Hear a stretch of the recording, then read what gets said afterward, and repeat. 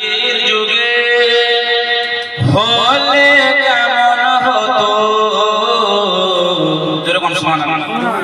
জন্ম আমার নবীর যুগে হলে কেমন হতো জন্ম তোমার নবীর যুগে হলে কেমন হতো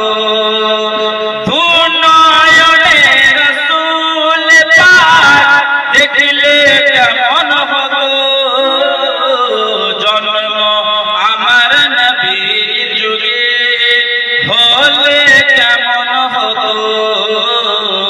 জন্ম তোমার নবীর যুগে হলে কেমন হতো